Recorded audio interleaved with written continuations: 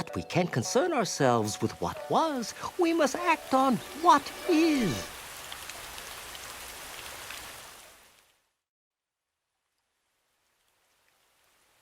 To end the 100-Year War, Aang had a decision to make, and one that would wrap his character's journey.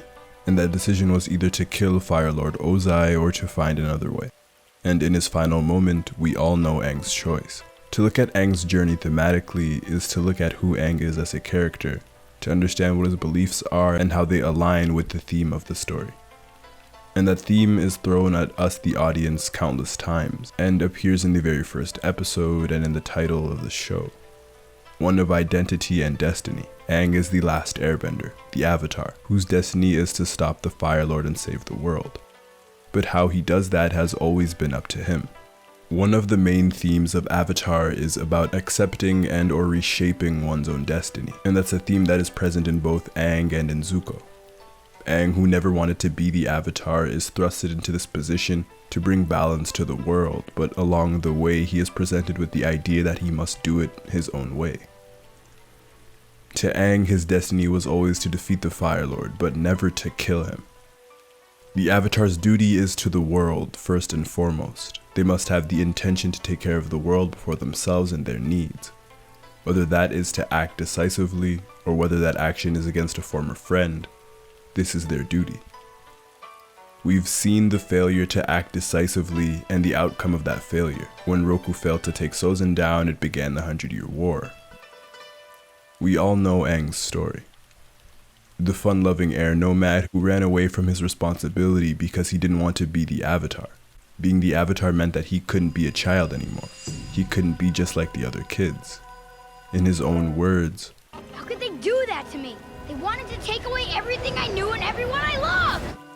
And following Aang's escape from the Southern Air Temple, the Air Nomads were wiped out by the Comet-enhanced Fire Nation. The Air Nomads' spirituality, culture, and way of life is one that is so unique compared to the other three nations. These are a group of people who have a bender rate of 100% because of their devotion to their spirituality. When you look at the Fire Nation or the Earth Kingdom in comparison, they are a much more individualistic society. The Fire Nation's royal family, for example, is much different than a regular school kid, who is also different from Master Piandao. They all have a different set of beliefs and values. One might believe that the Fire Nation is just, others might not.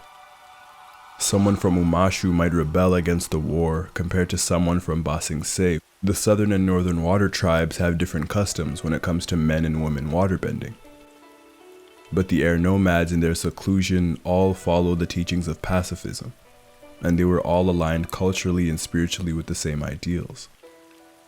They didn't have a king or a lord, but instead a council of elders, as an example. And these ideas and beliefs are all present tenfold in Aang. As he is our and his own link to the monks, so he must adhere to these traditions in order to keep his people and his family alive in spirit. This is present in the way Aang doesn't eat meat, in his combat strategies of avoidance and evasion, and especially present in regards to how he treats other people. It's all he knows. Despite being chased down by Zuko for 12 episodes, when the Blue Spirit takes off his mask and Aang saves him, and with the kindness of intentions, he asks, "If we knew each other back then, do you think we could have been friends too?"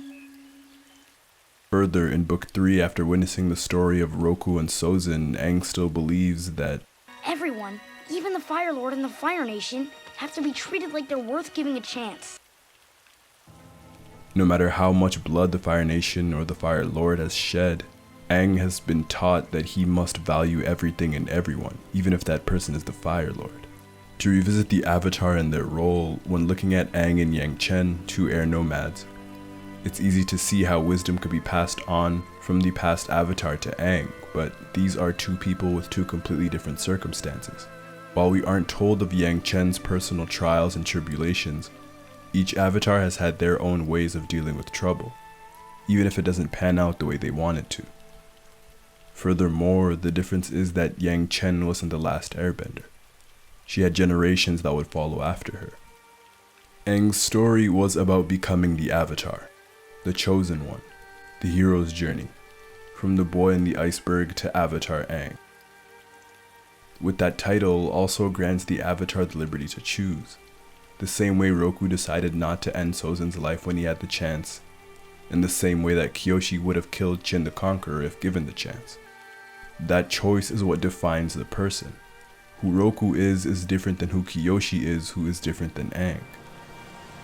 While they all share the same role and core duties, the ability to separate all of these identities is what gives each avatar their individuality.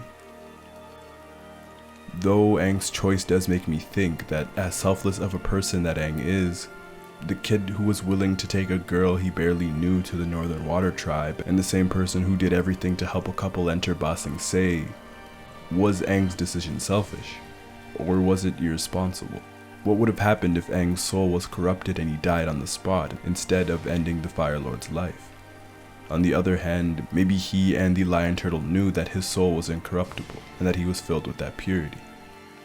Again, the Avatar's liberty is to choose, and that's what creates that individuality. I find Aang's ability to stay so true to what he believes in stand out as a protagonist and as a character. Not to say that Aang doesn't change, because he did quite a lot, but the resolve to not give in to what war does to a person is commendable. And Aang has failed a lot. In the Crystal Catacombs, during the Day of Black Sun, losing Appa, are all moments where Aang could have let loose and truly given in to rage, anger, and revenge. And he was so close to, especially when Appa was taken. It was clear that no one understood the burden that Aang felt, not his friends and not even his past lives, because the predicament that he was placed in was so unique and personal to him. But if it weren't for the people around him, especially highlighting Katara's deep love, he would have given in. And with Aang's loss and teachings grants him unwavering compassion and the desire to help those in need. He illuminates all of those around him. To Katara, Aang guides her to the path of mercy and encourages her growth. To Sokka, endless support and motivation. To the Water Tribe siblings, together, compassion and empathy for their loss. To Toph, Aang is a friend. And to Zuko, redemption. Amongst all of those things, a key component of Aang's character is that constant support and encouragement. In short, yes, before anything else, Aang is the Avatar. But I also think that before anything else, Aang is an air nomad, and as the last one, he feels a responsibility greater than anyone can really comprehend.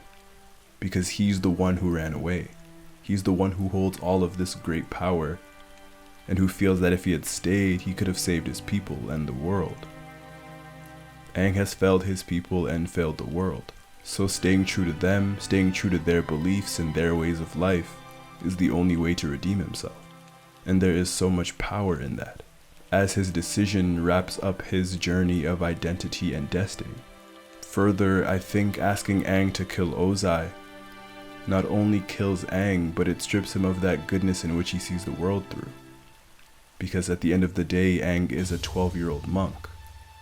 Aang has the hardest job in the series, to simultaneously grieve the loss of his entire family and his culture, and to save the world. And that is a burden that he carries on his shoulders every single episode. Avatar Aang is a light that is so blinding and so radiant because he has no other choice. And no one, not even the Fire Lord, will strip him of that radiance.